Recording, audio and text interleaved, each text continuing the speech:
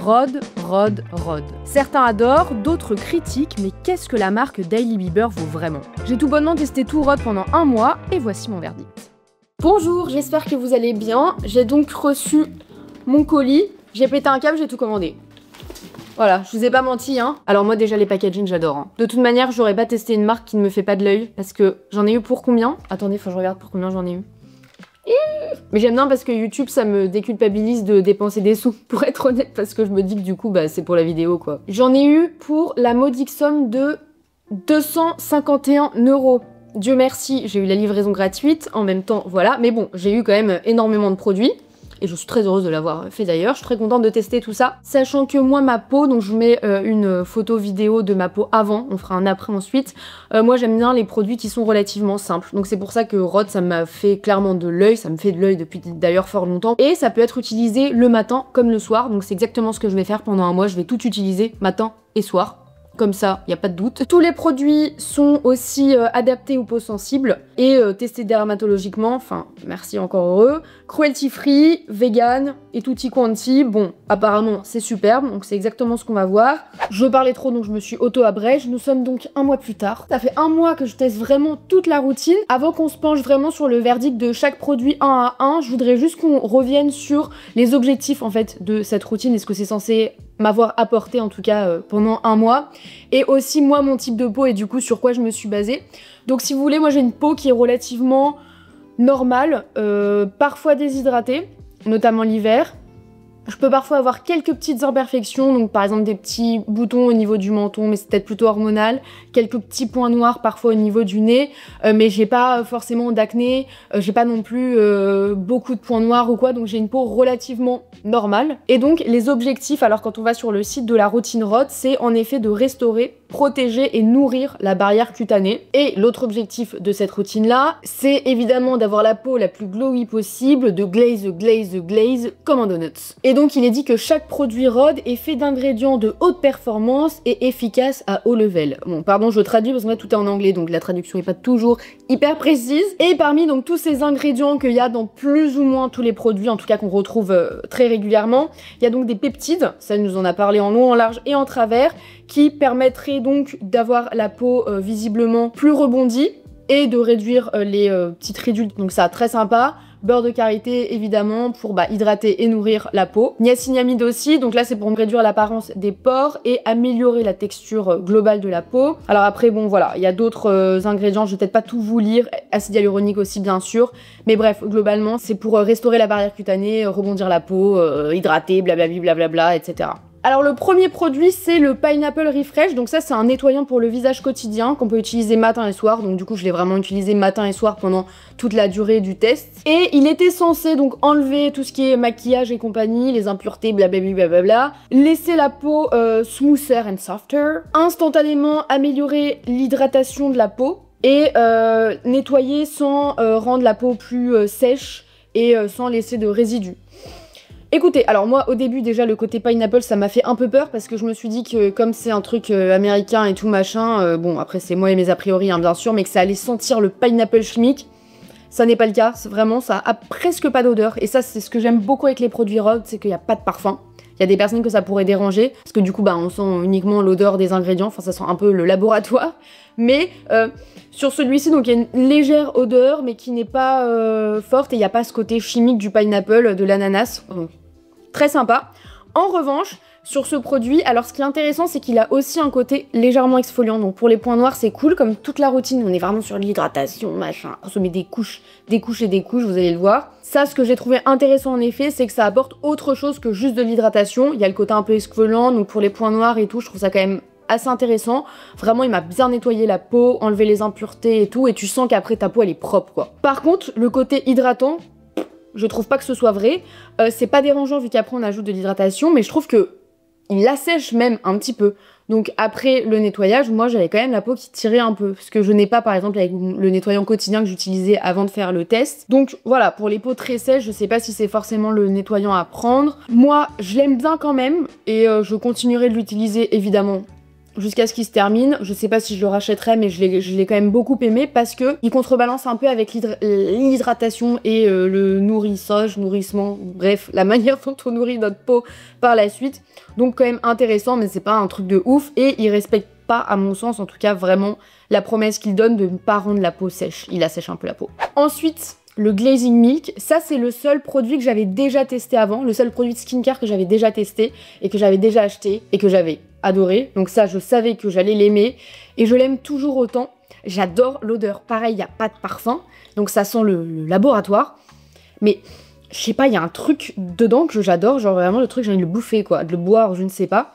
Je pense qu'il y a des personnes qui n'aimeraient pas, mais ça moi j'adore. Et franchement, ce produit est juste incroyable. Donc c'est une essence pour le visage, donc c'est à mettre juste après le nettoyage, avant même le sérum, vraiment première chose à mettre. Et ce que j'adore, c'est que c'est un produit qui fait une première couche d'hydratation. Et donc c'est vraiment donc cette texture un peu lactée qui est censée laisser la peau donc hydratée et glowy tout en boostant la barrière cutanée au fil du temps.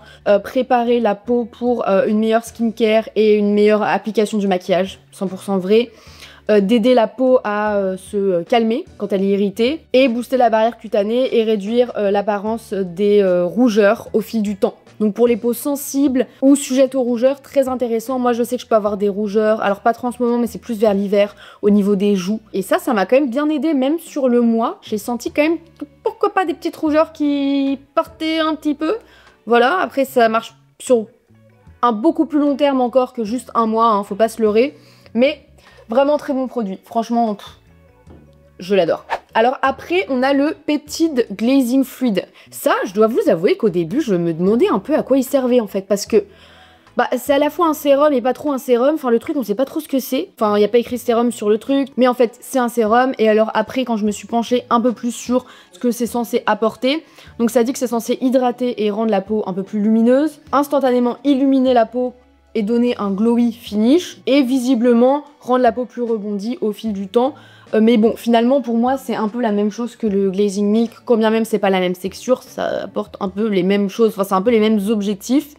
Mais bon, pourquoi pas. Et après, en effet, quand je me suis penchée un peu plus sur les ingrédients, là, c'est différent du Glazing Milk. Donc oui, ça peut apporter réellement quelque chose, puisqu'il y a des peptides, niacinamide, marula oil, glycérine, etc. Donc des choses en plus qu'il n'y a pas forcément dans le Glazing Milk. Mais c'est vrai que là, sur le 1 mois de test, je sais pas si ça a apporté quelque chose en plus. Je me demande si, en fait, en ayant juste le Glazing Milk, ça n'aurait pas suffi. Après, encore une fois, comme c'est un sérum et qu'il y a des actifs un peu plus poussés, etc., machin, je pense que c'est aussi quelque chose qui se fait plus sur le long terme. Et je vais pas forcément le voir tout de suite. Donc quand même très intéressant. Et ensuite on enchaîne donc avec la crème visage, la Barry Restore Cream, qui est dite comme un concentré riche pour le visage. Elle est enrichie aussi, cette crème, alors en acide hyaluronique, donc ça pour l'hydratation c'est cool et pour toutes les peaux, mais aussi en beurre de karité. Moi ça m'a pas ajouté de boutons, c'est pas une routine qui m'a ajouté des boutons, des imperfections ou quoi. Ma peau l'a très bien tolérée, ni des points noirs ou quoi, donc en effet en ce sens là je pense que ça peut convenir à toutes les peaux. Après, si on a une peau grasse, est-ce qu'on a vraiment envie de se mettre des choses qui font qu'on brille de fou?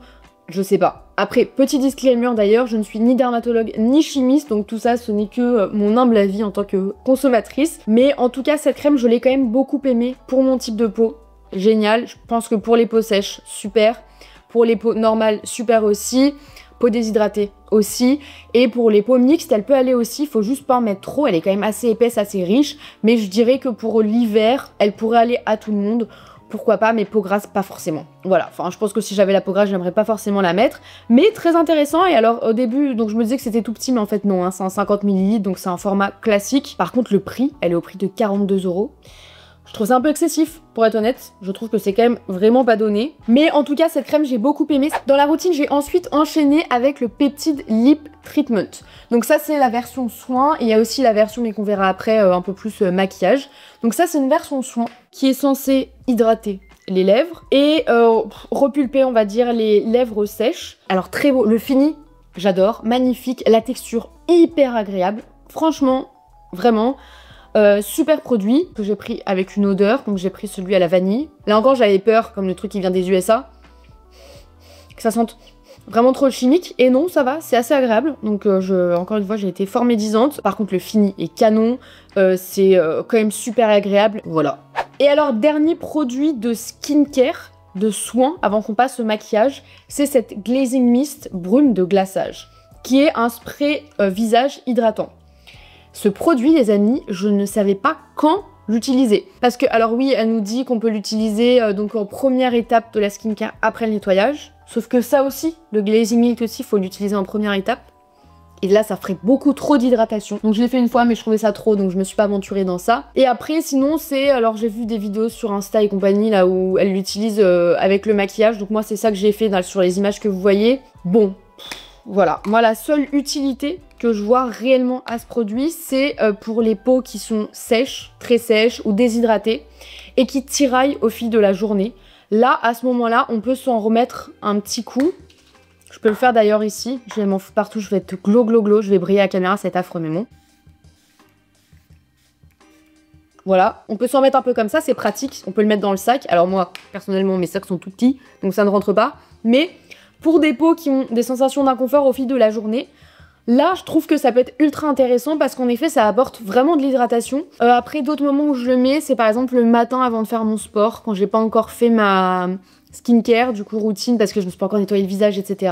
Juste pour avoir un petit peu d'hydratation et à la fois me réveiller un peu, je vais mettre ça aussi. Et après, sinon, c'est plutôt dans une optique de maquillage, encore une fois. Et dans ce cas-là, quand on va avoir vraiment la peau hyper glowy, bah le mettre, je sais pas, à la place d'un fixateur maquillage, de mettre ça, alors c'est pas du tout un fixateur, hein, mais de mettre ça pour redonner un peu du glow, ou si on a un truc trop mat et la peau qui marque ou quoi, on met ça et du coup, bah voilà, ça redonne un peu d'hydratation après le maquillage.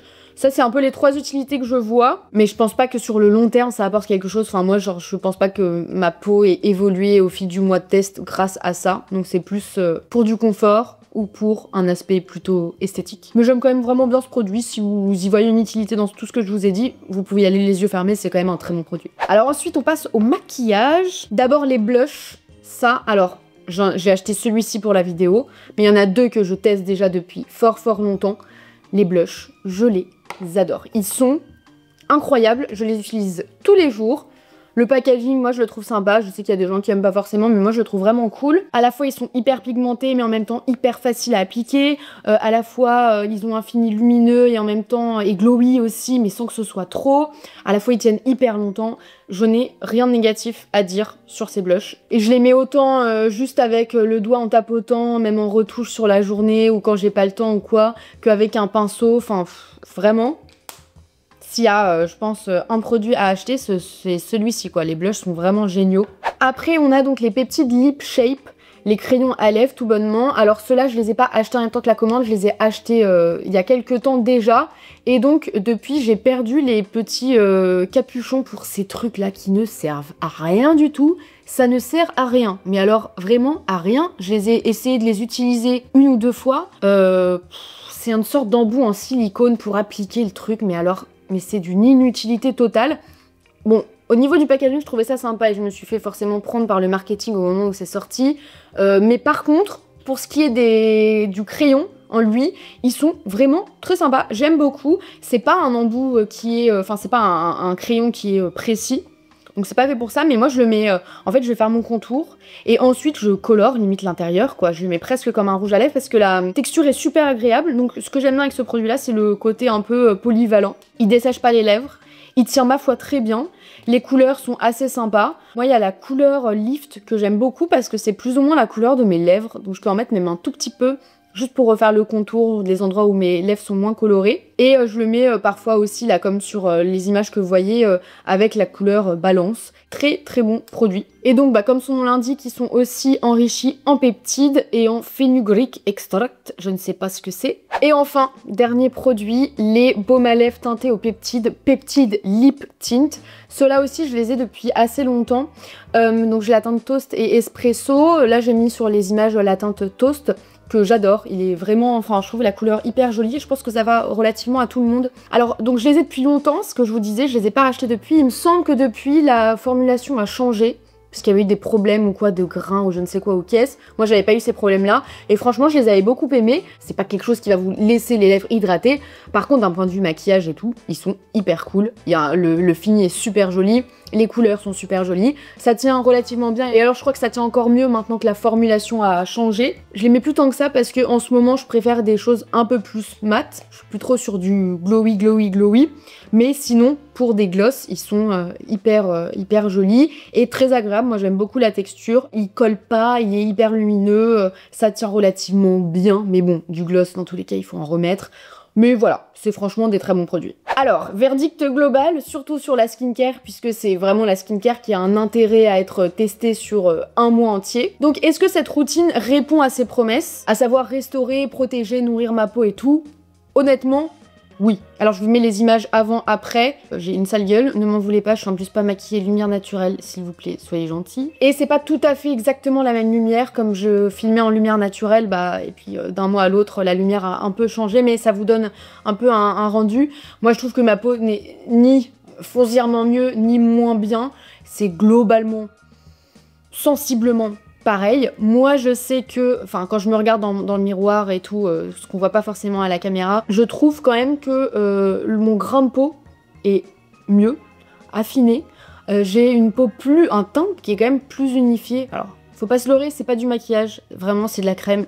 Donc voilà, je vous dis pas que c'est un avant-après de folie, mais j'ai la peau qui est quand même un peu plus apaisée et j'ai moins de ridules peut-être. Après, ce qui est vrai aussi, c'est que la routine, dans tous les cas, que j'utilisais avant de faire le test, ressemblait plus ou moins à celle-ci, puisque j'utilisais aussi une sorte d'essence lactée, mais qui était peut-être un peu moins riche. J'utilisais celle de chez Laneige, que j'ai beaucoup appréciée, mais je préfère la Rhode. Mais donc, il y a quelque chose quand même d'assez similaire dans ça. Et au niveau de la crème, j'utilisais une crème de chez La Roche-Posay, qui est pour les peaux sensibles, je vous mets la référence si ça vous intéresse, qui est incroyable, et qui a aussi ce côté peptide, etc. Donc j'avais une routine qui était relativement proche de celle-ci, même si j'avais moins de produits. Donc dans tous les cas, il pouvait pas y avoir un avant-après de folie, mais globalement, je trouve que ça a quand même apporté vraiment de l'hydratation à ma peau. Je suis pas déshydratée, j'ai pas la peau qui tire, j'ai une peau qui est quand même assez rebondie, etc. Donc franchement, elle répond à ses promesses. Est-ce que j'ai la peau globalement apaisée? Oui. Est-ce que j'ai la peau globalement plumpée et hydratée? Oui. Et est-ce que j'ai un beau glow, là, le glazing? Bah ça, oui et non. En fait, le côté glazing, à mon sens, excusez-moi, mais c'est 100% du marketing dans le sens où la peau, elle reste glaze de par les produits. Donc quand je mets les produits. Donc le fini est super joli, mais le matin, quand je me réveille et que j'ai plus de produits sur mon visage, bah forcément que je glaze pas. Enfin, j'ai pas la peau qui est ultra glowy et tout, c'est au moment où j'ai mis les produits. Donc, bah ça c'est normal, hein. De toute façon, ça veut pas dire que ça fonctionne pas ou quoi, mais c'est juste que c'est comme ça. Donc, bon. Par contre, ça laisse vraiment une super hydratation. Moi, ce que j'aime beaucoup dans ces produits-là, c'est que, notamment avant de se maquiller, c'est incroyable, parce qu'il n'y a pas le côté où... soit le fond de teint ou même l'anti-cerne, parce que moi je mets parfois de l'anti-cerne et pas de fond de teint et du coup je le mets à d'autres endroits, ça se voit pas, ça marque pas. Le blush aussi, ça fait une peau vraiment rebondie, je sais pas si vous voyez sur les images, mais ma peau est belle, franchement. Donc j'aime beaucoup les produits, globalement. Si vous avez la peau sèche, ultra sèche, déshydratée, le micmac des deux et tout, alors là franchement, vous allez kiffer parce que c'est vraiment en effet une sorte de doudou sur le visage, c'est ultra réconfortant et là pour l'hiver qui arrive, pas mal du tout. Et alors si on fait un top 3 des produits que j'ai le plus apprécié et que je rachèterai très certainement, il y a donc évidemment le blush, ça je pense que vous avez compris. Je veux avoir toutes les couleurs qui me font de l'œil parce que je le trouve incroyable, vous pouvez y aller les yeux fermés. Sauf si vous aimez Infini Mat, dans ce cas-là ne l'achetez pas parce qu'il est infini lumineux, mais pas non plus trop quoi. Je l'adore. Évidemment le Glazing Milk, ça aussi c'est dans mon top 3. J'aime tellement ce produit, il est exceptionnel, je pense qu'il irait pour tout le monde, c'est un doudou pour la peau, il est apaisant, il est hydratant, il fait une belle peau, un beau glow, sans que ce soit gras non plus. Et troisième produit, j'ai du mal à choisir. J'hésite en fait entre la crème visage, que j'ai quand même beaucoup apprécié. Les crayons, j'aime quand même bien, il y a une bonne tenue, très facile à mettre, beau fini.